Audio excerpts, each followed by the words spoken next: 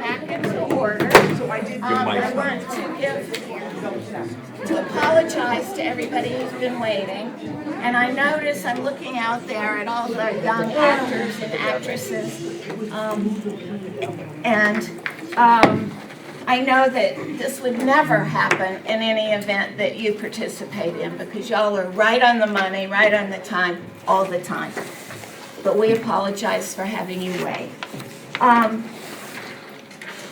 making an introductory comment here. In light of the current recommendations about not shaking hands and things like that, when we call you up to get your awards, we're not going to do the usual shaking of hands. And just know that we're very proud of all of you. You don't need a handshake to prove it. Okay. So, we're in open session. And to start the meeting is a Pledge of Allegiance. And Carly, would you start us? I pledge allegiance to the flag of the United States of America and to the republic for which it stands, one nation, under God, indivisible, with liberty and justice for all. Okay. Emergency procedures, look at the exit signs, follow the signs, go outside in case of an emergency. We have no smoking on the campus at all in any building that belongs to the school district. And now we are going to board consent agenda. And could I get a motion for item C1 through C3? Mr. Nix, second. Ms. DeSanto, any questions or comments about any of this? Okay, all in favor? Okay, it's unanimously consented to. Now we have got a guide to board meetings. Is there anyone who put in a yellow card to speak? No. Okay, we'll go past that. And I think communication and announcement, that's your turn. Sure, I think I'll start then. So we begin with communications and announcements this evening with some special recognitions of those who contributed to the great success of the middle school production of Frozen. And here to begin the introductions, we have the principal of the middle school, Dr. Folsom. Thank you.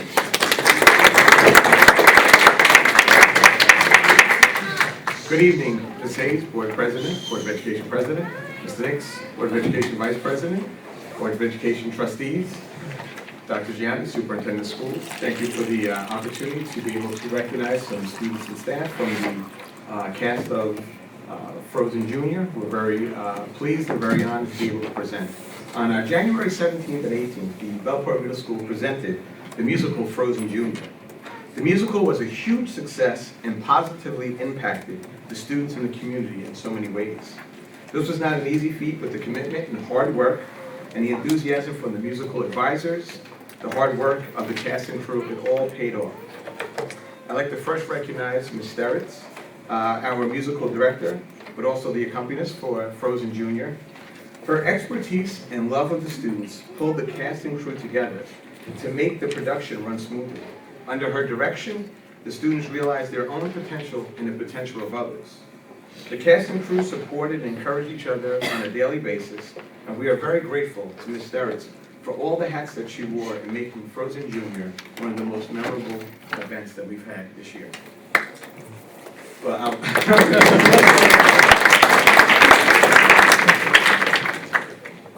I would also like to thank Mr. Sean Austin. He is our music producer. Mr. Austin spent countless hours ensuring that the sets and sound designs were all in place. His behind-the-scenes talent and his scenery coordinated with the cast crew's needs. His vision for the construction and the sets made the musical not only magical, but he brought it to real life. And we'd also like to thank him, he's not here this evening, but he also had assisting him as the assistant producer, Ms. Nicolette Clock, as well as Karen Sawyer, who was our stage manager, and their contributions were noticed as well. Also, I'd like to recognize Miss Alicia Ferrara, who's here this evening. She brought the cast to life. She brought the cast to life with her magnificent costumes.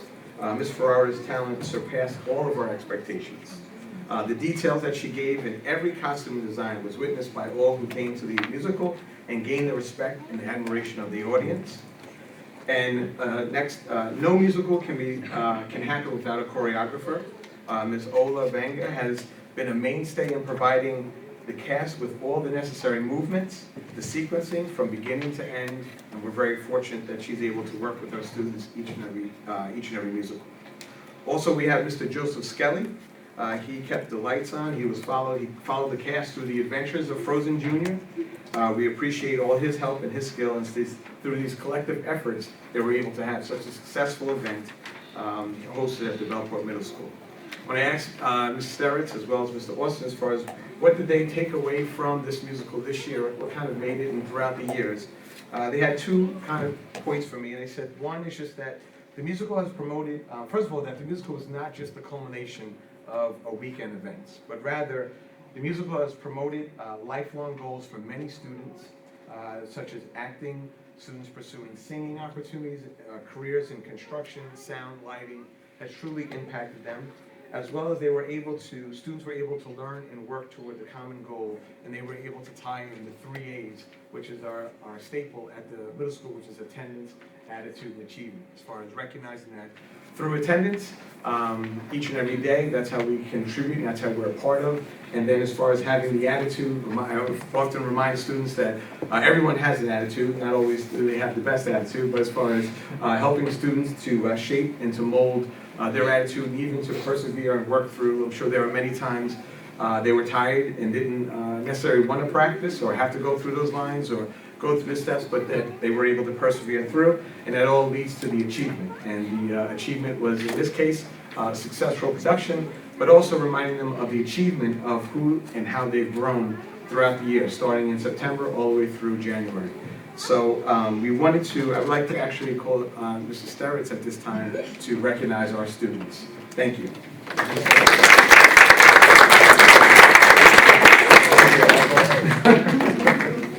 Thank you.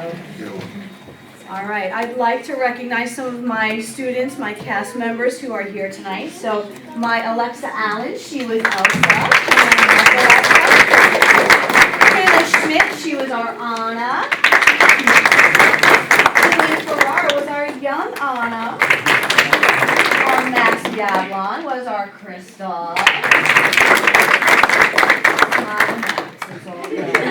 All right. Our Madison Roberts was our Sven. Our Jacob Trinanaki is Olaf. Mason Lynch was our Hans. Bradley Pickett was our Queen. All right. We have our gal Michelle, who was our Pabby. She's very magical. Our Maddie Schmidt was one of our snow chorus, summer chorus. Maddie. Samantha DeLilla was one of our snow chorus, summer chorus friends, and she's also my assistant choreographer. And our Madison Aruda, of course, one of our townspeople / Oakland family, one of our best Oakland families, so representative of it. And this is the cast of Frozen Jr.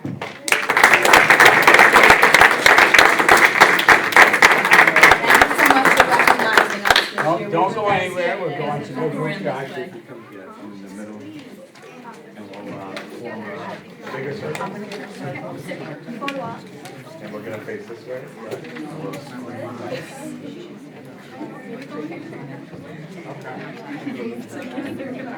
Oh my God, we're taking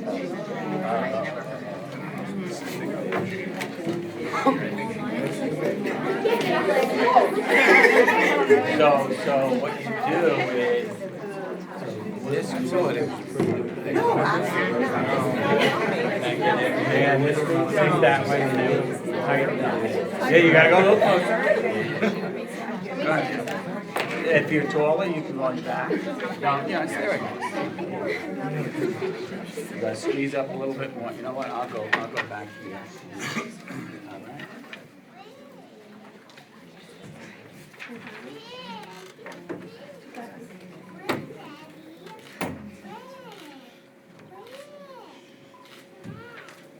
Okay, parents, will get in.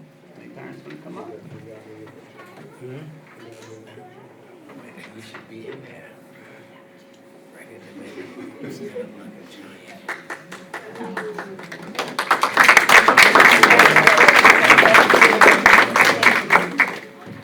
We're going to send the certificates to your school, and Mrs. Sturridge, no, you're not always there, are you? Kramer Street is full-time, yes. Yeah, okay, we'll get them to Dr. Colson. Okay. All right? Thank you.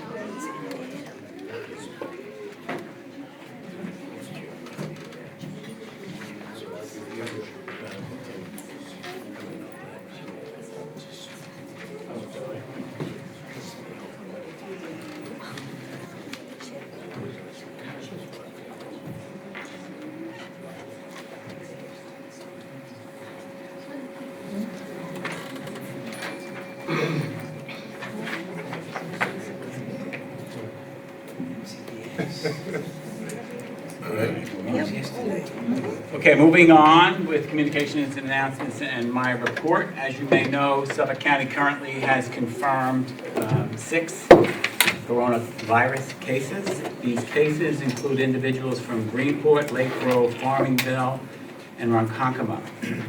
My South Country Central School District does not have any confirmed cases of COVID-19. We continue to closely monitor this fluid matter, and we are following guidance from the Center for Disease Control, the New York State and Suffolk County Health Department, and the New York State Education Department. I want you to know that in addition to closely monitoring the matter, the district continues to take steps such as performing routine cleaning and disinfecting throughout our schools. The district is currently following Centers for Disease Control suggested cleaning protocols. We are also reviewing and updating our response protocols and following SED's Managing Emergency Health Care and Communicable Diseases in a School Setting manual, and also our own board policy 5691, which addresses communicable diseases. We are reviewing and monitoring absenteeism in the district. We've been doing that since the end of February. Currently, faculty and staff has slightly elevated and students are slightly lower, but neither are really no significant changes. And our school nurses monitor students coming to the health office. They send notes home to parents, making them aware of even flu-like symptoms during this time of year, and to keep children home when they are ill. As another precautionary measure, as you may know from my letter recently sent, we have canceled field trips to places off Long Island and to events on Long Island where there is little control of attendees, visitors, and cleaning protocols. Trips to schools outside of the school district will more than likely be permitted, but we are evaluating each of them on a case-by-case basis. These precautionary measures will be in effect through spring recess, which is April 10th. And depending upon how matters continue, as I said, it's a fluid matter, we might have to tighten those changes as well. In addition, all school districts received a directive from the New York State Department of Health that students and staff returning from currently impacted countries or regions of impacted countries will be required to be quarantined 14 days upon their return from one of these areas. Currently, those areas include China, Iran, Italy, South Korea, and Japan. Therefore, if students or staff are planning to travel to one of these areas, we request that you notify us by contacting your principal as soon as possible. As I said, we continue to monitor this fluid matter on a daily basis, and we will provide additional updates as needed. This week, I alone participated in 2 conferences with the Department of Health and Suffolk and Nassau superintendents, 2 times. One time was this morning. So we are on top of the matter, and as I said, following the guidance that is suggested and recommended. And knowing this is an issue of importance, rather than continuing, I'll address any questions the board might have. We'll go in order, Ms. DeSanto. Considering that in each of our buildings, we have our security vestibule and we require people to sign in and out, can we have those sanitizing stations there? We've installed those stations right inside each lobby now, not outside, although It's not inside the man trap, or it's it's inside not, the building? I'm not sure. I think they were looking to put them in the man trap, but I don't know if they Could we look into ended up. that, because when people are there and the pen is there, it'd be wonderful if it was quite visible. Yeah, so our thought behind that was, people don't always just go right for the sanitizer. They generally do it on the way in and the way out, like in hospitals. But quite honestly, I don't know if we ended up putting them in the man trap, so we could look at that. We definitely added the sanitizers in the lobbies area. Sure. Mr. Rubin? Couple. One, do we have contingency plans in the event that we do need to close for an extended period like we just saw in New Rochelle, whether it be digital online learning or if we have somebody that is out, what is it exactly that we can do in those circumstances? So that was my first question, so I don't know if you want to respond on that. I have a couple. Yeah, okay. So currently, I'm not aware of any provision that allows digital learning. We have looked at it in a thought that possibly we could send our Chromebooks home. However, our Chromebooks have been purchased with the cows, right? So they charge in the cows. So if we sent them home, we couldn't charge them. They'd last as long as the battery life, and then they would be dead.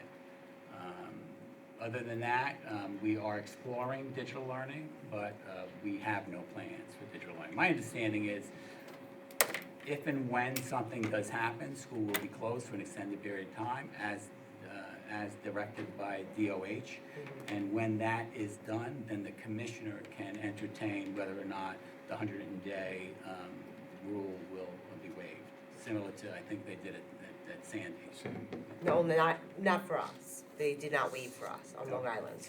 Yeah, we came in for February break, so we did not get waived. Well, Nobody got waived on Long Island. I do know those conversations were already Yes. had, and it was part of the conference call we were on. The second part is, obviously, across all of our buildings, we have attendance initiatives. I think at this point, we should cease and desist some of those initiatives while the current situation is going on. We don't want to encourage children and staff coming to school when they have these types of symptoms. So something that we can put on pause for a little while, and I see that across many school districts that they are starting to pause some of these initiatives that they are sending out for attendance due to the climate right now. We did that. We did it for the month of March to start with. We did it for attendance awards for students and also awards for staff. We encourage parents to keep their kids home if they're sick, and quite frankly, if they come to school sick, they'll be sent home, and we do the same for the faculty and staff. We have one more thing that I forgot, that pops into my mind though. Yeah, so, and I've asked the superintendent this a few times this week, so I'll say it here publicly. Where my issue comes in and what I want assurances for, and I know I've gotten them from you, but I want to know if there's plans in place and directives in place to make sure that, soap dispensers are checked 2, if not 3 times a day. The hand sanitizer checked, they run out, I don't want it empty for an hour. I want to know that our staff have gloves when they're, cleaning our facilities, and that there's extra attention being paid to every door handle, everything, to Lisa's point, the pen at the sign out, these are things that are touched on a regular basis by not just the people who are in the building all day, but the visitors, as well. There's just areas that, sometimes might get glossed over by somebody. We need to just want to make sure our staff understands what the directive is, to make sure that no corner is cut. Not to say that they cut corners on a regular basis, but they spend extra detail there and ensuring that. I also want insurance that we have, I know that hand sanitizer and soaps and I know we can't use bleach, but certain disinfectants are probably in short supply. Well, I would actually, hope that we have orders in the system anyway. The governor just waived the law with regard to green products. He did, okay. Now, that I knew, but what I'm saying, I just want to make sure that we have them. And I know we're probably going through it at a faster rate. We are. And that even if it's hard to get, we have orders with our vendors for it and things like that. So we're in an order queue. All those things need to be, I want to say, thought Double about. checked. Double and triple checked is really what it is. We are, and I think by evidence of the product use alone, is showing that it's going. Sure. It's going quickly. Yeah, I And also. in addition to stepping up, I mentioned that we're following CDC protocols in terms of cleaning, which is a step up of what we're normally doing, more frequently touch places.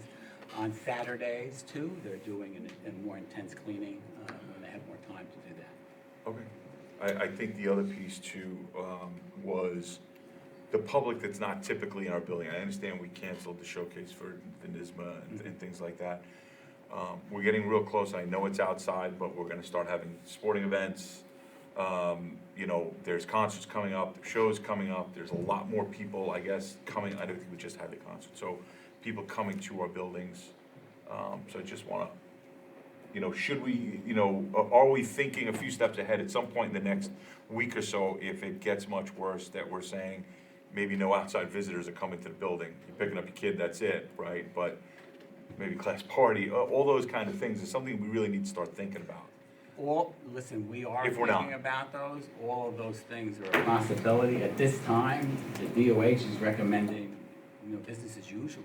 No, and I get that, and I guess what I'm getting at is, I just wanna know that we're thinking about, it, we have a plan in place, because that guidance could change tomorrow. Yeah. Right? I mean, because just like I said when we talked a little bit earlier, is in my own professional life, today was a much different day than yesterday. Correct. I mean, I was absolutely, I've been through a lot of different things in my industry, and I've never seen anything change from one day as I have in this. And whether it's justified, it's it's erring on the side of caution or panic, whatever it is, I don't really care. If it costs us a little bit of time, effort, a little bit of money to make sure we go the extra mile, because there are parents at home listening to this and thinking about this and saying, what are we doing? And I know we put letters out, but sometimes that's in real sterile language. This is what we're doing. We copied it from CDC. We want to know, I want our parents, our families to know that we're concerned about this. We're concerned about their children's safety when they're in our care during the day, and we're doing everything we can and then some to make sure that we're not going to slip up and nothing gets missed. That's all. Are classroom teachers reminding their students about some of the basics, about wash your hands? I think that happens no matter what. Yeah, I don't. I don't want to tell you that they've been told to do that, but I believe they are doing that. And I also want to make note that most of our buildings, in the classrooms, we have the sanitizers. Okay, you don't see those in a lot of districts where, I said most. They're all empty. They're empty? Yeah, every single They haven't refilled it in like. See my point? Actually, I did see a lot of custodians. There's no And there's no soap in the bathroom. I tell you, twice We will be at the middle school tomorrow. Well, I'm glad they were here. Absolutely. Okay. When you see something, say something. Yeah, really.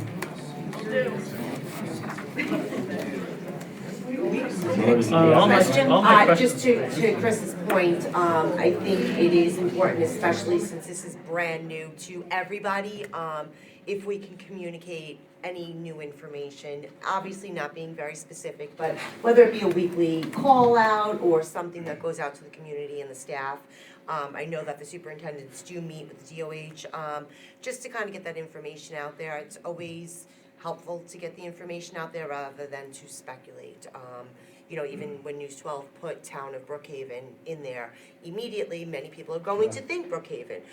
So I think the more information that we can put out there and the things that we are doing, I think is important to put it out to not only the community but the staff as well, so that everybody's on the same page.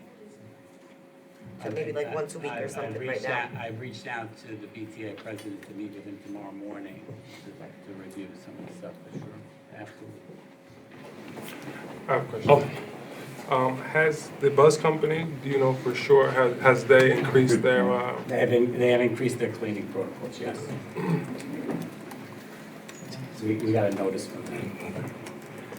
I just want to say that I think we have been pretty proactive in trying to deal with this coronavirus thing.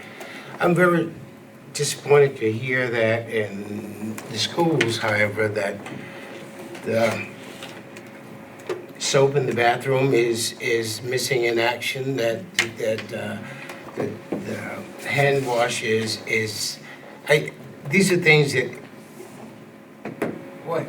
You know, when I start talking about something that's important, it really affects me in a different way. I think that our kids should be able to tell everyone in that school when there's a problem. If there's something missing, tell a teacher, tell a guard, tell someone, so that we don't have this problem. All of us are shocked tonight to find this out. It shouldn't happen. Let's not let it happen again. Please speak up, kids, all right? it's the small things that are that are gonna get us, the small things. Yeah. You know, when you think that we're covering all our bases. Yeah. You had a question? No, that sort of, Mr. Parker sort of said exactly what I wanted to say. I ditto to him. Perfect. That's good. So, as a school district, we're ultimately having to rely on the state education department to get guidance here. Yes. And also the State Department of Health that would, they would be the entity that would let us know if we need to close or certain people should be quarantined at home and whatnot. So Correct. those decisions are not made at a building level or superintendent's level, but it would be the two agencies. Correct. Well, it's the DOH, it's Department of Health. Okay. The Department of Health and the State Education Department put together a joint guidance document, it's 8 to 10 pages long, it's quite a lengthy document. I'll be happy to put it in the update tomorrow for the board's review, but we are following that, and it has already updated once. Okay. Thank you. You're welcome. Okay, moving on with communications and announcements.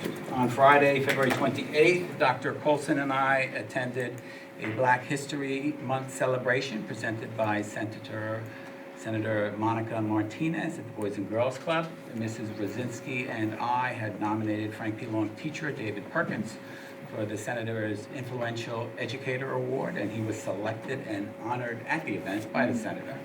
So congratulations to Mr. Perkins. Also at the event performing was our high school choir under the direction of Mr. Henry Finnegan, along with art pieces composed by elementary and middle school students, which was decorated around the Boys and Girls Club. So it was a really nice event for South Country folks, both faculty and students.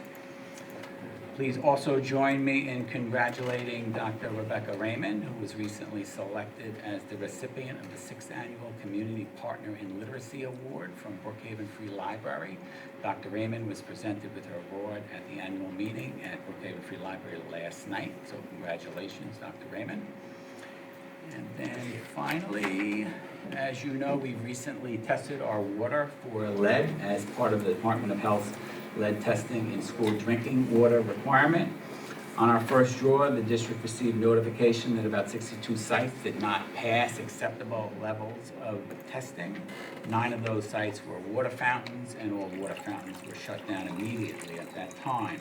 Since the initial testing, about 27 sites have not passed acceptable lead levels of testing, 5 of which are water fountains currently. We're in the process of formulating our remediation plan, most of which we believe could be solved by signage, except of course for the water fountains. In addition, we are in the process of updating our website, so accessing the environmental test results are easier and more user-friendly, and we should have that complete sometime soon. And then finally, last week, a trustee asked me about the new bottle filler water fountains filter, and if they filtered drinking water for lead. I responded at that time, it did not. I was wrong. Looking into it further, the specs of the system further, I learned that the systems do filter and reduce lead and other harmful particulates that can be found in drinking water. We placed that information on Heard Through the Grapevine on the website, along with the specs for the filter system for the public's view. And that is all the announcement I have, President Hayes. Thank you very much, but can I just clarify? Sure. The list of water sources, for the whole district, there were only 9 water fountains. Correct. And that's out of like 180 or so? 184 water fountains, I believe. On the district? In the District 1. Okay, and as soon as the district was informed about the readings on those water fountains, they were taken out of service and, Shut off immediately. okay. And since then, they've been retested and And 4 have come back, right? 4 came back Four are that four are they good, passed. 5 are no good. Okay, so there'll be further review of those? Well, now we're remediating. So Okay. we're not going to keep testing. We're just going to remediate. So first fix is generally changing the fixture, then retesting. Second fix is changing the plumbing in the wall, and then retesting. Then we need to determine if it still falls below the level, do we want to go deeper into the wall, which is obviously more expensive, or do we want to shut the system off at that point? But we're not anywhere near that point yet. Okay, thank you. Now, There was a comment last meeting about whether or not the negative tests were due to lack of use of water sitting in the pipes because it wasn't flushed. Has that been determined whether or not it was due to standing water and it wasn't flushed prior to the test? Or if it was the fixture, right? It was either at the fixture or it's water sitting in the pipe for lack of use, or it's coming from somewhere else? So there's no way of saying that with a definite yes, but we believe that a lot of those fixtures were not properly flushed. So we did a retest and flushed them properly. And were the results different? And the results were different. Okay, so then that does kind of answer the question, at least it answers as best the probability as we can. The next question for me is, because my concern is that if the water is standing there because of lack of use, that will be right here at whatever the time it takes for sitting water to get lead for the pipes that's not being used. So out of the 180 water fountains that you mentioned we have in the district roughly, does that include the bottle filtration systems? Is that addition, or is a percentage of those 180 also water filters, the bottle fillers? No, the 184 water fountains include those. Include those. But none of those got. Understood. How many water fillers that are filtration systems, water bottle, whatever you call them, you know what I'm talking about, Right. do we have versus traditional water fountains? 18. 18. Am I So- right? I'm sorry, I'm looking at you, Christine. Is it 18? No, how many No. water fillers do we have? How many water bottle fillers do we I have think we that have have the 18. filtered water? I think we have 18. So if it's 18, let's say it's close, we have 18, and then it leaves us at 162 traditional water fountains Right. that probably aren't getting used as much. So the question is, you know, what is our proactive plan to say, well, let's convert everything to a filtered water bottle filling station, or an acceptable number of those stations to eliminate the need for the traditional water fountains? And when we replace the water fountains, we do replace them with the bottle fillers. However, there is a cost to that. They're $9,000 a pop. Sure, so, We don't have a plan to go in and change everything. sure, but what I'm getting State- at, I don't mean to cut you off, but what I'm getting at is, what's the, I mean, we should have a plan in place to say, we're gonna do X amount per year, and this is the cost. Because like my kids, we tell my kids, don't drink out of the water fountain, right? Mouths are on it, it's unsanitary. What we're going through right now, right? It's the same thing. There's the traditional water fountain that many of us grew up drinking out of. It's like, it's going the way of a payphone. So maybe we should have a plan in place to replace a certain amount each year. So 5 years down the road, We don't have any of these 162 water fountains that are causing an issue, especially if, I believe, based on what you've told me, and we talked about at the last meeting, is that the lead came from the water sitting in the pipes because they're not used. That's my conclusion based on what I've heard, right? And if we're only obligated by state law to test every 5 years, if it takes a year, and I don't know what the time is, or 2 years, for lead to get their way into the water because it's not being used, we're gonna have 3 years of a water fountain spitting out contaminated water before we have to test it again, based on the law. Do you follow me? I follow you, and we can, listen, we've already been, well, I can't tell you that I have a plan to replace them in 5 years. We are replacing them as needed. We have way more water fountains than we need and required by SED. So SED requires a water fountain for every 150 kids on a floor. We are way in abundance of that number. So what we've done is we've been looking at the high frequented areas where we put these water fountains, cafeterias, outside the cafeteria, and we'll continue to do that.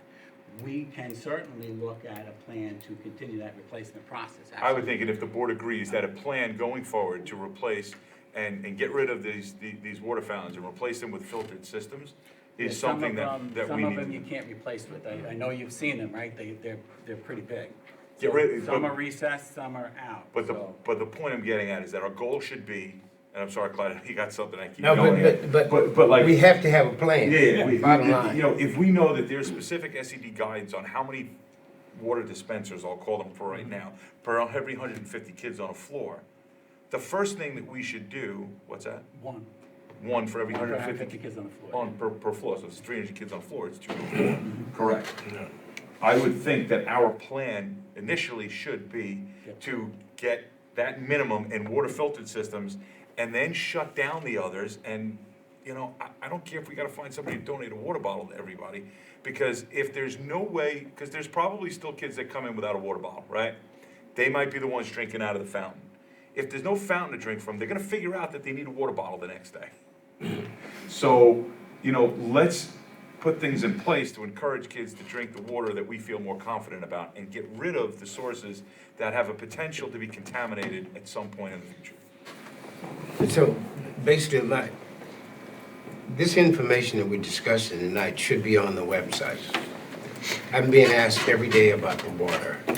So that information should be on our website as to, you know, how we're dealing with this water situation. And it is not just, we don't have a plan or we think about it. We should have a plan for this. This is too important to just. Well, we do have a remediation plan. I understand that, but apparently it's not enough. No, We I need to think take it's it a enough. step further. Listen, to clarify my point on it is that I think it's about being proactive versus. Absolutely. That's all. Absolutely, yeah. So I have a question. These 5 fountains that have on the second drawing been over the recommended level for lead. So is it possible that could have been since the last time we tested 5 years ago? It shouldn't be So- possible. So for It shouldn't be. 4 years, 3 years, 2 years, those 5 fountains could have been spitting out. It should, all I could say is it shouldn't be possible because it was tested at that time. What happens is pipes age, fixtures age, and you know, No, what I'm- solders age. But we 5 test years is every too long. 5 years though. Too long. So, at like what, a month after, a year after it was tested, could have been when it. Yeah, I guess after the test sometime it could start, yes.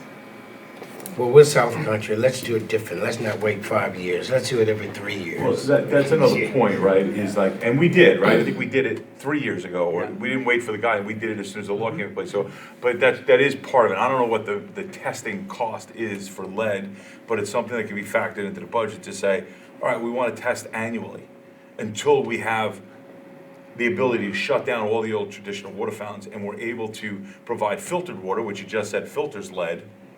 Now the 5-year compliance isn't really a big deal. But in the meantime, so what I'm hearing, we started out knowing test results for 9 water fountains that were not good. They were taken out of service. They've been retested. 5 are okay, 5 and are still, no. 5 are not good, and 4 of those are okay. So the problem is being dealt with because nobody's drinking out of the 5 that didn't pass on the second time around. Yeah, I do think you're right. It's important to note the district did everything we were supposed to do. We did it properly and we did it, I'm just saying, the next step is let's put a plan in place, and this is the time that you come up with a plan when you recognize a problem. We're recognizing, I believe most of the board is kind of agreeing with my idea here, is that we need to start talking about a plan sooner than later, because there's budget implications if you're gonna add 5 water fountains per year at $9,000, or whatever the number is. But I guess I would first like to know how many filtered stations we need to be in compliance with the 150 students per floor rule, and how quickly we think we can factor that in over the next 2, 3, 4 years in budget preparation. And how much of this do we have on our website? None of that. Well, this is new. I understand that, but in general, I All the mean, testing is on the website. everything is. All the yeah. 2016 testing and the new testing is on, but there was also testing, as Mr. Pacini mentioned, in between. We're currently gathering every single water test, and we're going to put them on by school and make it easy access so people That can will just be- go to that it. will be, Oh, yeah. we started on that a couple weeks ago. Okay, It's good. just it's a So, very time within a consuming. month, all of that information will be available Yeah. on the website. Yes, and we're doing it by school because, Okay. just for example, last meeting, I think a parent from South Haven got up and asked about South Haven. So we don't have to report when there's no exceedances. So she was wondering, well, what about South Haven? So now you can go to South Haven and you'll be able to see no exceedances. All those responses and answers should be on the website. Okay. Do you have anything else you need to add in your report, or? Nope, I That's- am finished. I'm just going to interject something because I saw some hands raised out in the audience. This is a meeting of the Board of Trustees. It's a meeting. We have to hold it in open session so that people get to listen to us, have discussions, and then be able to walk away and know what it was we discussed. It is not a meeting with the public. So we do have a provision to accommodate comments by the public. It shows up twice on our agenda. The first segment would have been for non-agenda items, and we got no cards. Nobody wanted to talk. If somebody wants to speak at our next portion, which comes after we get a great presentation about budget, comes toward the end. It's in J, public commentary, and it's for non-agenda items. If people want to speak at that time, you'll need to get a card from our clerk and hand that up. Okay, so we did the superintendent's report, and now trustee and advisory committee reports. Mr. Trent. So I attended Kramer Street PTA meeting a couple days ago, and the winter concert at the high school. I also went to Wormwood High School, I believe, to see the high school's Lego robotics competition. And I cannot express how impressed I was by a ninth grader I forget his name, forgive me, but the ninth grader was explaining to me their project, which they had 3 blocks of asphalt, and one was 100% asphalt, and the other was, I think, 50% asphalt and 50% plastic. And their project was using or recycling, waste products, plastic material, and putting that into the asphalt to create roads. And, the student was explaining to me how cheap it was, lightweight it was, how, abundant the plastic is, and putting it to good use. And, they had contacted or sent their research to the town, and they were saying how easier it was to fill the potholes and how less likely it was to develop a pothole because of the plastic. That the student, he completely blew me away.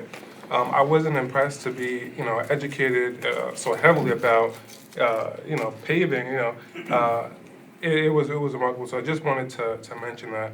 I took a couple pictures, I'll text the board members and show them, but, it was, I was just so impressed. I just wanted to mention that.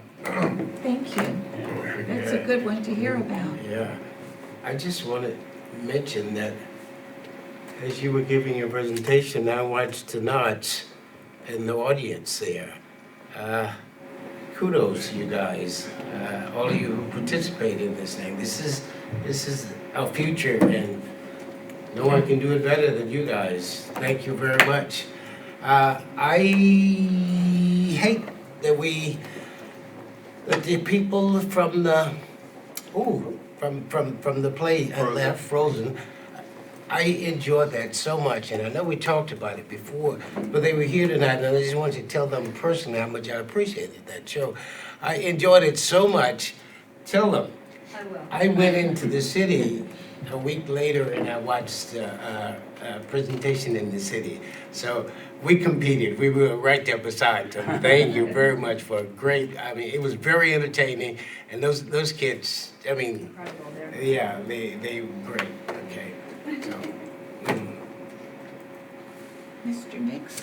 I was able to go to Vern Critz 2 Fridays ago, the 28th, and I was able to read to 4 different classrooms. I was very thankful that my goddaughter was in one of the classrooms, which was very sweet, and I got to read a book about, it was actually the lyrics of Dolly Parton's song Coat of Many Colors. So we talked about what it means to be rich in heart, even if you don't have the money to buy different clothes and things like that, just the lyrics of the song. And I got to teach everybody about Dolly Parton because not one student knew who she was. So that was my accomplishment of the day, that I got to teach the kids about Dolly Parton. But thank you to all the teachers that let me come into their rooms. I really had a lovely time at Vern Critz. Great, thank you. Mr. Pacini? I have nothing, thank you. Okay, Ms. Aruda? I want to thank Mrs. Stieritz and everybody that did Frozen Junior. Not only for the production that you put up on stage, which was phenomenal, and I know that I've told you that, but what you created behind the scenes. That family that you created, and you did that, and your production team did that, behind the scenes, the confidence that you gave these children to get up there, to continue to forge forward, and you know that they continue to do it once they get into high school. The following week, you were sitting there right with me and watching our middle schoolers get up on stage and sing a cappella with high schoolers. Those were your children as well up there, and to have that confidence, I know I couldn't have done that when I was in middle school, and it shines through in who they are each and every day, not only on the stage, but each and every day. So what you've done with them and your team is something that it goes well beyond the classroom walls. So I thank you. Everybody up here thanks you, and our community thanks you, because you've really created a wonderful thing here in South Country. Mr. Santa?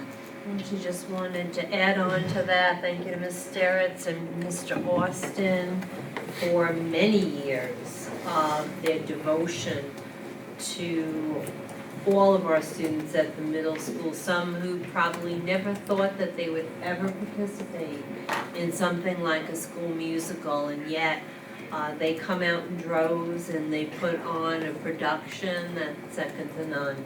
So it's a wonderful life experience for them, and I'm so grateful that we have these types of experiences in our district. It's really, really a great thing to say, so thank you. I just wanted to reiterate 2 things that I brought up last week. We have Billboard's Got Talent March 20th at the high school, which allows our students to showcase either their hidden talents or known talents, so that's always exciting. And we will begin the Penny Wars soon to raise money for children with leukemia. Thank you. Oh, I And forgot the bookkeeping. yeah, I was gonna say that. At our last meeting, I said the next day I was gonna go to Brookhaven Elementary School where they were having a presentation by a dance and music troupe featuring West African music and dancing and also clothing. And it was fabulous. The musicians told stories through the music that they were doing. Some of the songs that they did, there was an explanation about how children are named in the particular West African country. So if a child was born on a Thursday, that child's name would be, I don't recall Friday what was it was. Kofi. Friday was Kofi. Kofi. So if you meet somebody named Kofi, that person was born on a Friday. And this was a production that I think was made possible through the South Country Education Foundation. So once again, something fabulous that was shown to all the children at Brookhaven Elementary. Okay, next we have consent agenda. Curriculum. Yes, next we go to our items for discussion, and the first one is our fourth budget. Hold on. No, okay. Yeah, the consent agenda from curriculum? F. Your computer jumped, or did something get You did changed? your And I con- need You did to, your consent, I, public commentary, no, communications announcements, and now I'm on F. Did every? Yeah. I'm in order, I think. I think, I think you're in order, you just did, yeah, we're on F. Yeah, we're on F, budget presentations. No, budget says F is consent agenda. CSE recommendations. F we have are for the preschool recommendations? Oh, you didn't do that? Right, Oh, I'm sorry, I thought you did that already. no. So we now need to have a motion to approve. My screen doesn't say that. Should I refresh or? Maybe, Yeah, refresh. C, budget consent items. It just switched around, I refreshed and mine just switched. Yeah. your switch, okay, so E everybody is now was communication right. house, we just finished, F is board consent agenda. Yeah, I had them opposite We before. didn't Yeah. have this the last few meetings. I know. No, actually, no, wait, And now, Now it's F, board F is- consent agenda. yeah, that's the way it was for me, it should be the other way around. Items for discussion should be before consent agenda, correct? Should be F. But it's, I just refreshed and it's not, Right. Yeah, we're not on consent, we should Yeah, be on items for discussion. I'm just, but we skipped something. no, you didn't, it's No, out of yeah. order. It's out of Okay. order. You did your board action items early, and Okay, then we were in order, and F, it should be next, yes. items for discussion. No, But that, we didn't do F G. is saying, G is usually where F is. Yeah. We normally do, we did the budget presentation, the school, the items for action discussion should be before the consent agenda, no? I'm looking at Yeah, Christine, yes. sorry, saying yes. Yes. can we go, But it can we, isn't. No. We can jump ahead. No, Right. No, yeah, No, G no, should yeah. be F. That's what we're saying. that's, yeah. Okay. So why don't we just do G and then, go? Well, I guess it doesn't really matter, just do F and get it over with, Just make a motion. right? Yeah. Whichever the board prefers. Okay, I we can wanna- even make we a wanna suggestion that we do this? omnibus We gotta figure out F, how G, and this is H. moving around. Okay. Unless We need a there's, motion to consent. can I make a suggestion? You can do F though first. What my suggestion is gonna be, unless somebody has discussion on F, H, or I, why don't we omnibus the three of them together and then get into communications? Let's It's up to just you. do F, Okay? okay? Are you making, So what's that? F is the CSE recommendation. Administration recommends approval of curriculum items reflected in schedules F1 through F2. Yes. Okay. Is there a motion to approve? Ms. DeSanto is the motion. Ms. Arudo is the second. All in favor of approving items F1 and F2? Raise your hand. It's unanimously approved. And now we go down to G, Okay, items Which for is- discussion. which is, right. So our the first item for discussion is the fourth budget presentation of the school year. It is a review of the instructional codes 2000. And making the presentation is Mr. Small. So Mr. Small. Thank you. Thank you, Dr. Gianni, and thank you, members of the Board of Education. So tonight I'll be presenting code, the 2000 codes for curriculum and instruction. Code 2000 instruction, by far it is the category that has the largest expenditures in the budget. It covers all regular elementary and secondary classrooms and other instructions, all special education programming as required by law, extracurricular activities, which includes our clubs, intramurals, interscholastic athletics. Curriculum and instruction salaries. For this code, in this program, we have an increase, proposed increase from over the last, this current school year.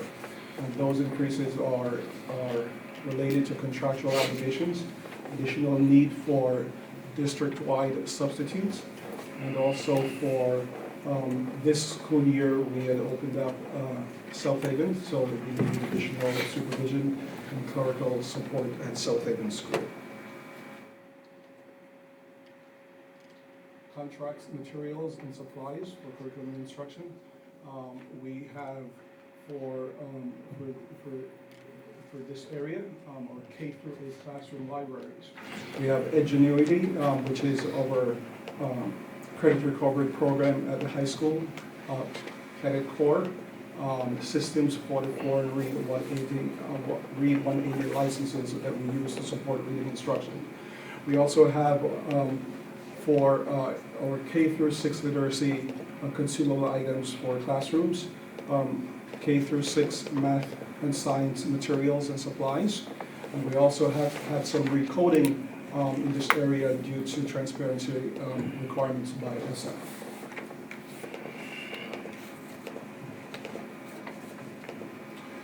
Instructional salaries. This area covers our instructional general education teacher salaries for our elementary programs, our elementary classroom teachers, our secondary teachers, and we have an increase in this area due to contractual obligations.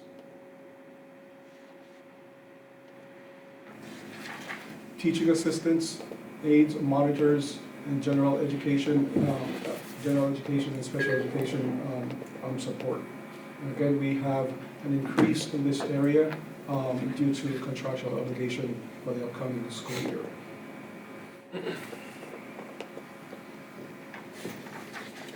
Additional instructional cost. And it covers programs, equipment, assembly programs, and so forth. Again, we have a decrease in this area. There is some recoding in this area due to ESSA requirements for transparency. So there was some recoding with certain items in this area due to the requirements from ESSA.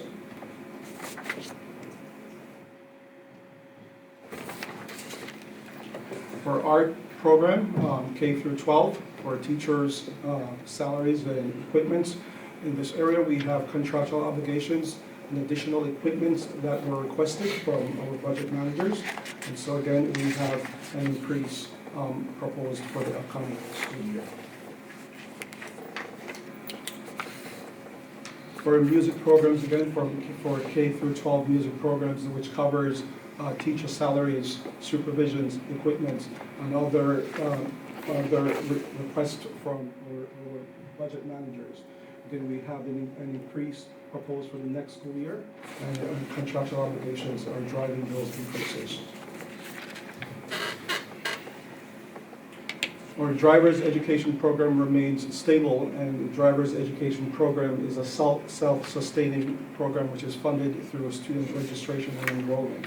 And so that remains the same for the upcoming school year. Special education salaries, which covers teacher, elementary teachers, secondary teachers, student supervision.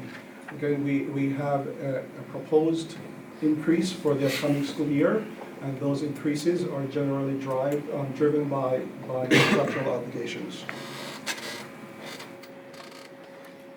Special education programs and additional costs, an increase over the previous, an increase for the upcoming school year, and it is driven by contractual obligations.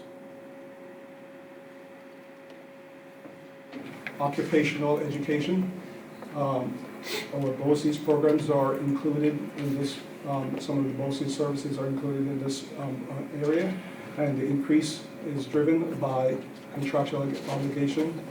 It also covers our technology program, or family and consumer science teachers, includes BOCES occupational education and other enrollment from our students, which is done over a 3-year average of enrollment from our students. And that's what is driving the increases in this area as well.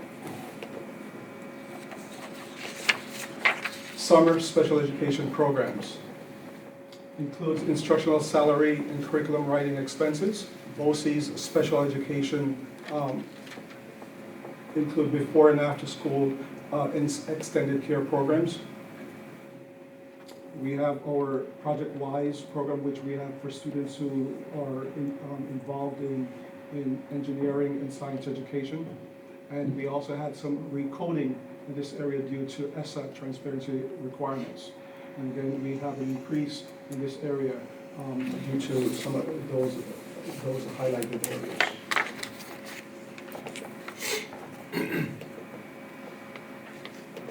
For library, media, and computer-assisted instruction programs. It also includes our Chromebook licensing cost, and so we have a decrease in this, and also we have some recoding in this area as well because of the transparency requirements by ESSA.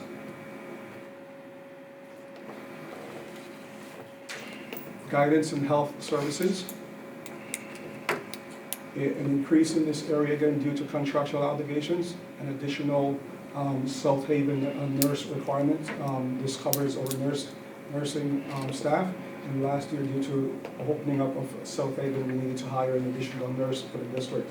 And so there's an increase in this area as part of that as well. Psychologists and social workers. Contractual obligations and ESSA transparency requirements affected this area with a slight decrease.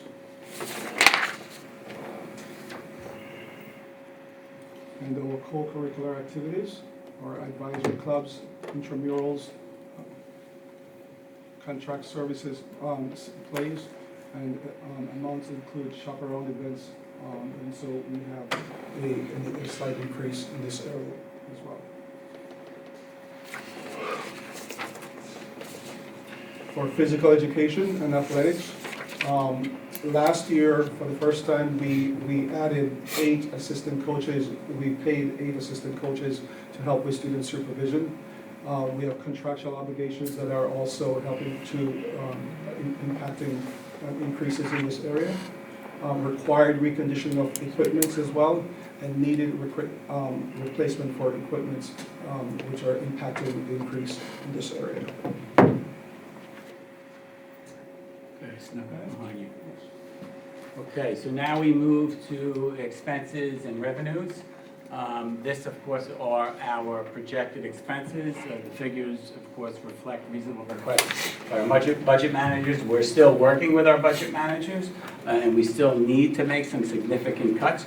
You'll notice here, well, I'm going to tell you, but you might not notice here, we reduced this by about $500,000 since the last time that we met. Our revenues have not changed. We are still waiting for the final budget proposal, and that is hopefully due, well, it is due April 1st, but sometimes that comes in a little later. But our revenues and projections have not changed.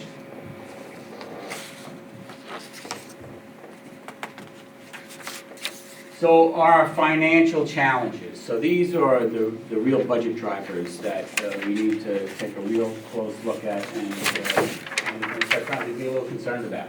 Contractual observations are at 2 million.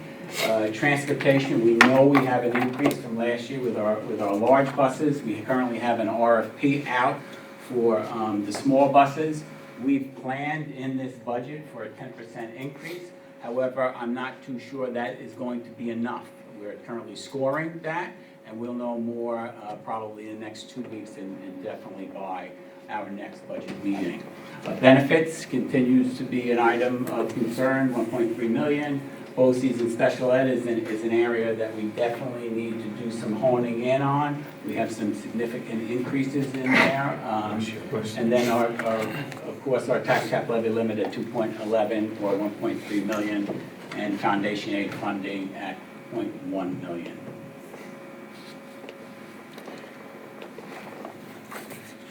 What does that look like? When you put the revenues and the expenses together, I think you might remember that current gap was at 9.5-ish last time we met. It is now at 8.9. Generally, we're at a point where we're looking at a 6.5. We have a ways to go, ladies and gentlemen, and we will continue to sharpen our pencils and next time we meet, I think we come with the staffing proposals. And of course, that is where significant savings can and sometimes are found, and we will be looking at all those considerations when we go through staffing. So what's next? Oh, look at that. Finalize staffing projections, March 25th. Continue to review current expenses and requests with our budget managers for additional reductions. Apply the state aid once we know what that is. Determine if the board wants to set it in the tax cap limit. That's certainly an option depending on where we are at the end of this cycle. And then determine, of course, where the board wants to be in terms of appropriation of our reserve. Been fairly consistent with the appropriation of our reserve. We have been giving back to the community in the 2 reserves we increased last year in the tune of $400,000. Whether we're going to be in that situation to increase that or not, I can't tell you now, but it is certainly looking likely that we are going to need to find additional revenue somewhere. Next budget presentation is Wednesday, the 25th. And that's it, Any questions or comments? One thing that jumps out at me, the psychologists and social workers.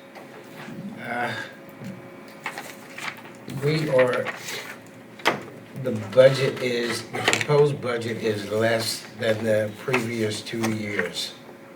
And I don't know, that bothers me. We have so many problems with kids today, social and mental, but we don't seem to prioritize that in this budget. So we have not reduced services in that area. That's more than likely a contractual piece where someone retired and a less expensive person came in. I gotta get to it. Well, yeah, do we know what slide that is? Page 17. It's 17? Reallocation. Okay. It's that. At the top. What? Yeah. Oh, and it could be a reallocation of the It's both things you said, a retirement and an ESSA allocation, different years that happened. I'm sorry, I didn't hear that? It was retirement in 18, 19. It's a result of a retirement and reallocation from the ESSA transparency piece. We have not reduced Yeah, I was going to staffing. say, so we're not reducing services or resources in that category. That's important. We're not Yeah, okay. nothing's reduced there. I had a question on the summer and special program slide.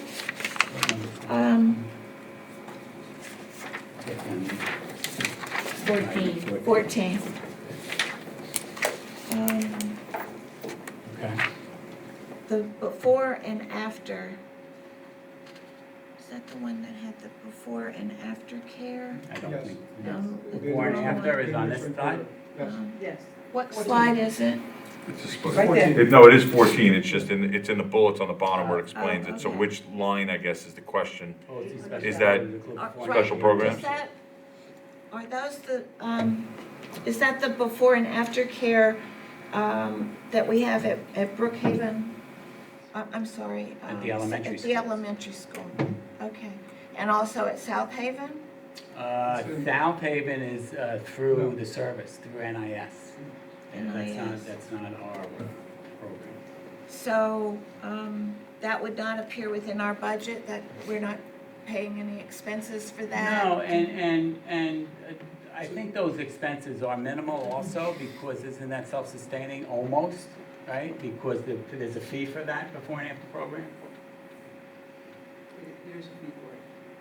Hmm? There is a fee for it. There is a fee. But But if you're receiving any direct services from any other agency in the state, there's fee waivers as part of the program.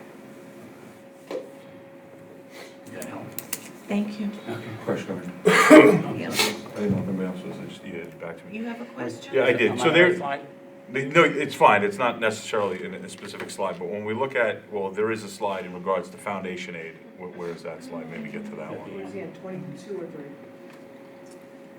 So, and I wasn't completely prepared to talk about this because my mind's been on this stupid virus all day, but foundation aid is rather controversial right now because there are some aid categories that are collapsing into foundation aid or being condensed. And do we know what that direct impact is on our aid? I believe transportation is a smaller percentage, is aidable, is one. How is that impacting us? And if you're not prepared tonight, that's fine. I can speak to it. Sure. In the section that's highlighted in green, with Yeah. the green bar, Mm-hmm. that is the way foundation aid used to be represented before the governor did what he's Correct. doing. Yeah. So the line above it is what he's proposing, this state aid number of $1,251,000, looking like there's an increase of $1,251,000. Okay, but it's replacing all of this. This is how it used to look the prior year. So in the prior year, you would pretty much ignore anything under foundation aid, the other state aids which are expense-driven, because you can't even get those monies unless you spent monies in the prior year. So you're only eligible for transportation, excess cost aid, those aids, if you spent money. So the aid line that's in green, the foundation aid, is what we really have always spoke about historically. Mm-hmm. And that is the aid for us, that is less than 1/4%, less than 1/4% increase. We're getting $100,000, and that really supports all these other increases in our budget. Because we're capped on our levy, which is the top line, we're capped, and that is our number, $1.3 million, to support all of the $5.5 million increases that you're seeing our budget increase by. So I guess my very simple question is for those that don't follow school budgeting, that may be in the audience or following at home, or are gonna read about this because the foundation aid topic, you know, how can we calculate what the negative impact, like what did we lose based on this reformula through the governor, from the governor?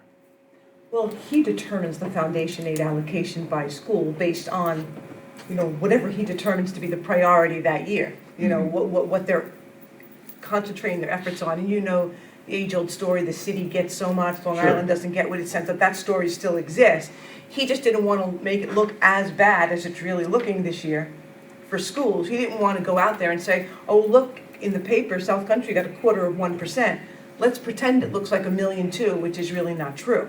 Mm-hmm. So I think that the advocacy is real, and it should be real, because now with coronavirus and all these other things, I'm not really sure that school aid is on the top of everybody's priority list at the state right now. Sure. One of the stats, It's and gonna hurt us. I did have some from the last Nassau Suffolk meeting, and forgive me if I mentioned it, but I think it was after our last meeting, so I don't think I mentioned it. But the stat, and I'd heard it years ago, and I don't think I'd really heard the updated one, but, and this came from the Superintendent's Council of Nassau and Suffolk, because they're represented at this meeting. Long Island educates 17% of the students in New York State, yet we only get 12% of the overall education budget. That gap, you know what the number of the gap is? I have it in my bag somewhere, but I think I used it for scrap paper. Your numbers are very close, it's 12 or 13%, and it fluctuates, but yes, that's the But number. that 5% gap, I believe, is $1.5 billion or $1.3 billion or $1.5 billion that Long Island is shortchanged because we send more up than we get back. It's something, I'll try to find the fact and share it with everybody. But that was a number in a simplified form that pretty much knocked me off my chair. Because I've heard politicians talk about it, the Long Island delegation talk about it many times up in Albany about how Long Island gets shortchanged, not just in school budgets, but in everything else versus what goes up based on what comes down. But when you see that, and when you're elbow deep in what happens in our schools and creating budgets, and when we see things like mental health, that's these expenses, and now there's going to be an increased expense associated with the coronavirus. That's a guarantee, right? We've probably already seen it. So all these expenses are going up, and yet we're not, as a region, getting our fair share of the pie. So that's something that I believe we as board members need to advocate for with the legislators, but we need to make sure the public understands that we're not the enemy. We're really not getting enough from the state as a region to support our students' needs.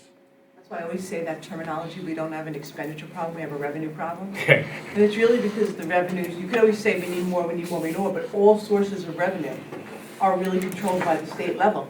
And when they control all the sources of revenue, you really have nowhere to go, you're handcuffed. They control the tax levy, they tell you what it is. And now they control what you get in foundation aid to support your costs that are real, and you have nowhere to go but to have these difficult conversations that we have to have. We're not a revenue generating entity. So who speaks for our school? We all do. Boards, when we speak through our professional organizations, boards speak through their professional organizations, and when we lobby and advocate, when we have a united message.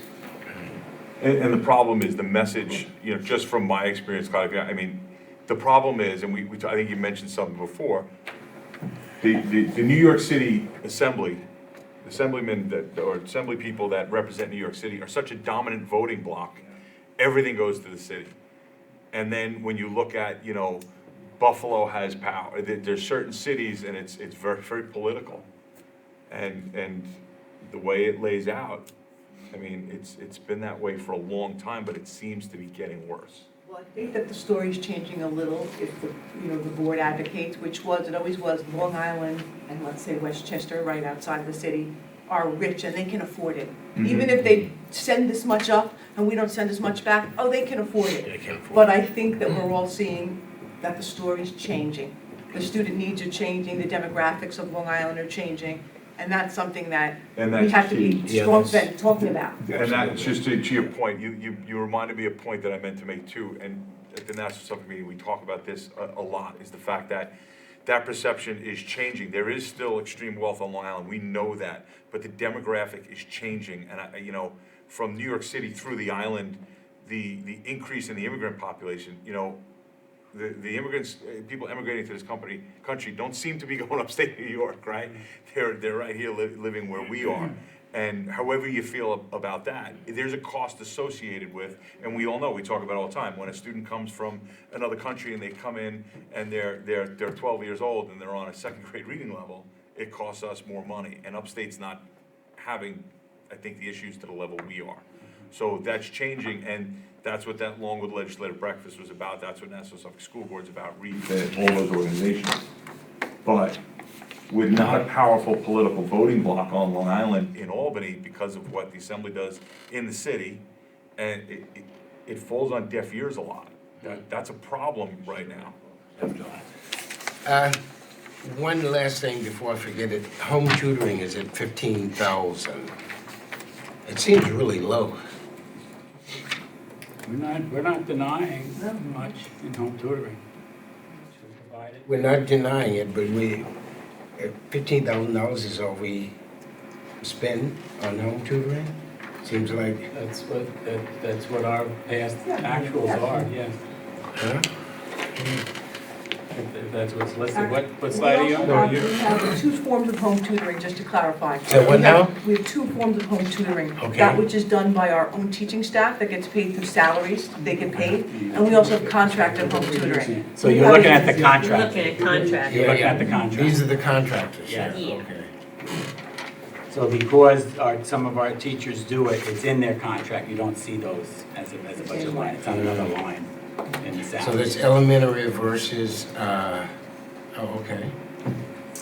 On slide 7, you'll see both lines for home tutoring, Yeah. elementary, secondary, and then from the Gotcha. contracted service. Okay, I think it's slide 7. gotcha.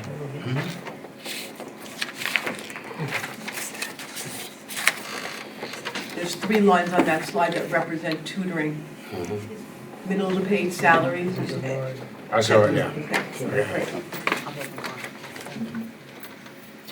Slide 7, while we're on here as well, just some clarification, with the equipment, that has, I don't know exactly what that line refers to, it's drastically gone down, although I'd love to cut the budget. I just want to know exactly what it is that we're cutting right there, that went from 58,000 down to 5,000. That line is directly related to the requests made by principals for what they need in their building. So that one line is only building principal requests collectively. And some of them may have had equipment requests last year, and they get an allocation of budget. They get to determine how they want to spend that budget in a variety of codes. And so they determine their needs for the year, and that represents exactly what they asked for. And also with the assembly programs, that goes right by, because that's another one that's almost half of what it was in 2018. That's one of the codes that they decide how they want to spend the money. Sometimes when you see a big reduction like that, we made a big purchase the year before, maybe assembly risers, something like that.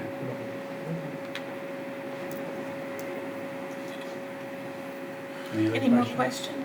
No, I guess I only have just one more comment. I guess, like, you know, and Mr. Santa could probably agree, like, we've sat here enough and there's these big gaps, and usually towards the end, we always find a fund that's over budgeted, whether, in years it was always workman's comp, it was always a benefit or something like that. I don't know that we're in a situation that we can wait till the 11th hour, and I'm not making an accusation, but I mean, I want to just understand and know that every single one of those budget lines that don't have to do directly with classrooms, you know, benefits and things like that, we're really looking at trends to make sure, because one of the things, I guess, that struggles when I look at this is we've talked a lot over the years about a declining enrollment in our district and many other districts.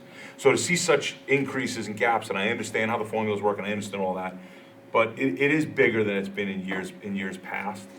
So you would think that a declining enrollment would somewhere show, and I know it's not that easy. That's going to be in staffing numbers. Sure. And Sure. I think you, if you look back, I think every year we have dropped an elementary position or two. I think the last 2 years we dropped one, last year 2, and again, we've been doing it through attrition, and we're going to do it this year as well. In addition to the elementary sections, we are honing in on the secondary sections too now and looking at class size, because you're right, our enrollment projections are down. The high school's not there yet, but it's getting there, so we need to start making those reductions where we can. And we plan on doing that. The principals have already been told that we are going to justify every single retirement that's gone. Okay. And is that reflected here? That No. So now, and I kind of knew that, right? So there's no anticipated retirements here, so there's a reduction. No, there are a couple that we do. I think there's 3. There's 3 in there already. Okay. And the total number eligible? I know we got The that. total amount of the retired list? That's eligible? How much? All just teachers. No, I'm sorry, 8.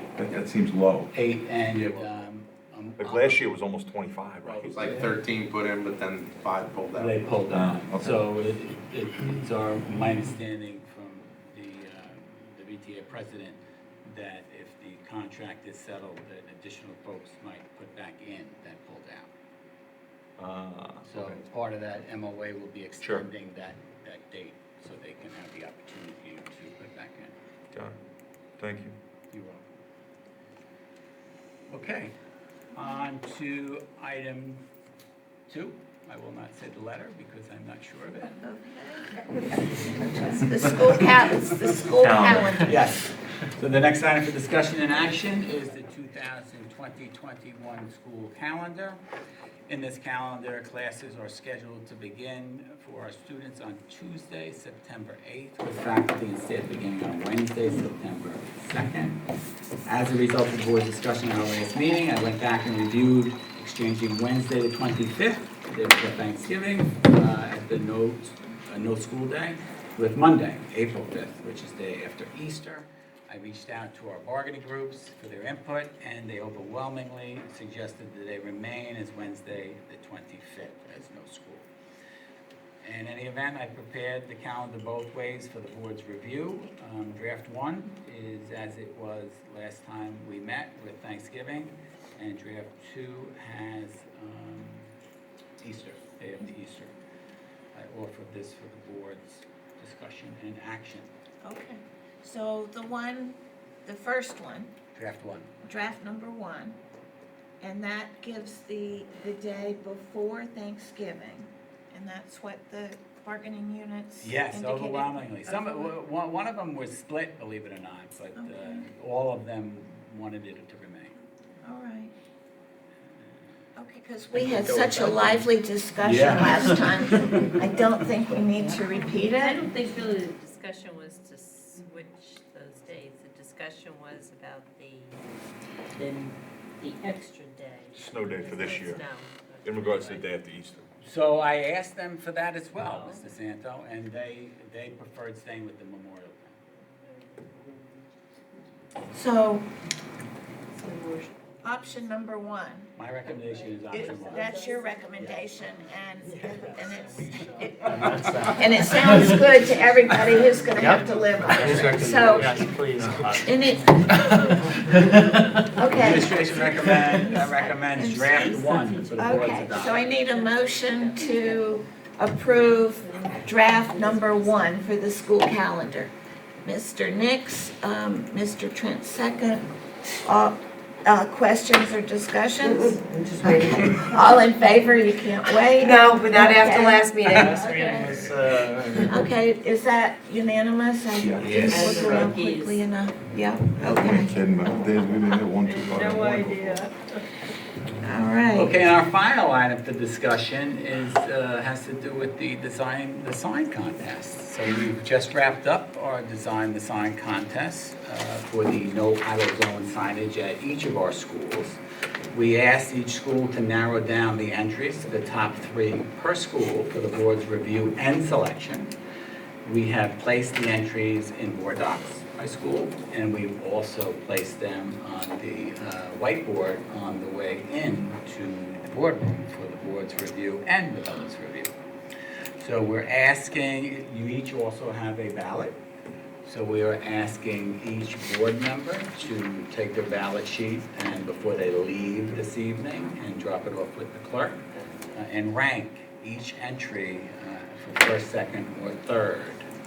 And then turn in your ballot and we will tally the results and announce it at the board update tomorrow and in the schools on Friday. We also need to decide on the text on the sign. We had a brief discussion on that last time, and I do believe there's an example in there for you. I'm hoping there's an example in there for you. Okay, idle-free school zones signs. There's 2 examples. I think these are the ones we shared with you last time. So I don't remember how deep we went into this last time. So, in fact, now I know we did it because I met with Ms. Vandale. So the way we designed the contest was so the students designed the artwork on the sign. That's why you see the signs are all in circles. And we felt that this way we can have a consistent message throughout the district, and I think the board had suggested it be both in English, Spanish. So what I'd like tonight or sometime soon, what the board's preference would be in terms of what that text might look like. I think we all agreed English, Spanish. Yep. So I just share with you 2 examples there. These came from an Idle Free Schools campaign. If the board wants to select something else, I'm perfectly fine. I don't need to have a decision, but we do have to put a deadline on the text, so I'll seek your guidance on how you want to do Now, the text. your question about text is, did you have in mind that for each school, one of these will be selected, and some of the signs will be in English and some of the signs will be in Spanish? No, I think, so if you open up that Idle Free Schools document in there. It's not in public. Keep going down. Oh, sorry. There it is. So you'll see the first one on the right, children breathing, and then in Spanish, and then underneath it, no idle zone, turn up your engine, and then in Spanish. Okay. I mean, that's the one, just looking at it, I would recommend, but I'm not married to that. Pardon? We're not going to use the students? No, the students are going to be in the dot, so forget about the art. Oh, okay, gotcha. Yeah, All right. that's why we had the students, so the language, the text will be the same, and the student artwork will be per school. Okay. Am I being clear? I understand. Yes. Thank you. Okay. Okay. Well, so should we give you a decision now about the text? I don't need that now. I mean, if the board wants to, then tomorrow we can start fabricating signs. But if you want to think about it and send something back to me,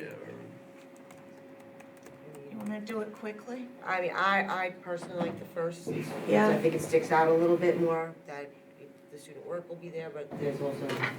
Why don't we do it this way? Show of hands if That's you just me. prefer the first schematic.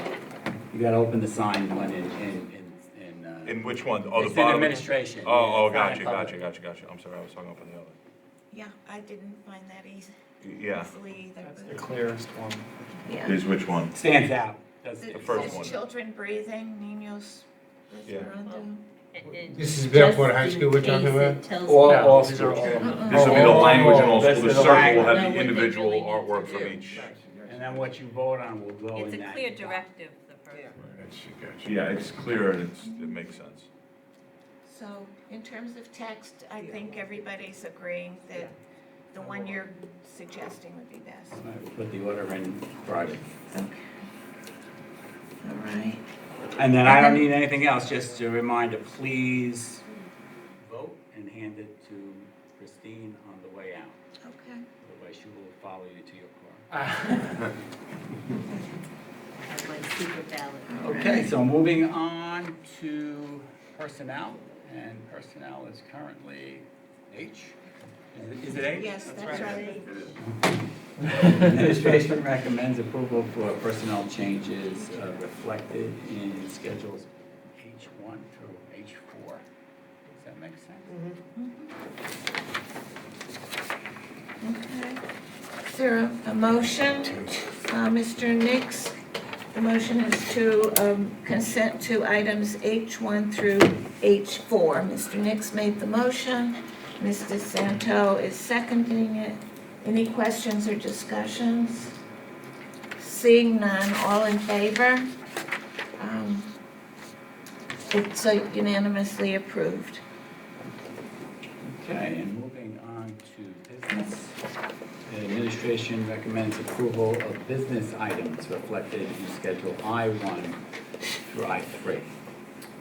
Is there a motion to approve items I1 through I3? Mr. Trent, second, Mr. Nix. Any questions or discussion on any of these? No? Okay, all in favor? All in favor? Okay, it's unanimous. Public commentary, no more cards? Okay. Oh my goodness. Closing remarks. Mr. Trent, Clark, Mr. Parker, Good night. Mr. Nix. Just some thank yous. Thank you to Donors Choose and those individuals making donations in support of classroom projects at Frank P. Long Intermediate School and Miss Claiborne's class. She always has a Yes, classroom project right. going on, and we're very thankful. That's it. Mr. Pacini, Nothing for me. Ms. Aruda. Thank you, Mrs. Choi. I'm sitting with my daughter out there. So I do have one quick, Oh, all if right. anybody's, a staff member at West Islip was confirmed with Yes. coronavirus today. Schools West are Islip closed. is closed, Oh, yes. It's a confirmed staff member, elementary school teacher. Yes. What was that again? An elementary school teacher, the West Islip School District has confirmed case of coronavirus, of COVID-19, whatever. Yeah, okay. Wash your hands. Ms. DeSanta? Wish everyone a healthy 2 weeks until we meet again. Until Nothing? And I don't have anything to add either, so we need a motion to adjourn. Everybody. Mr. Trent, second. Mr. Nix, all in favor? It's unanimous. That one's unanimous.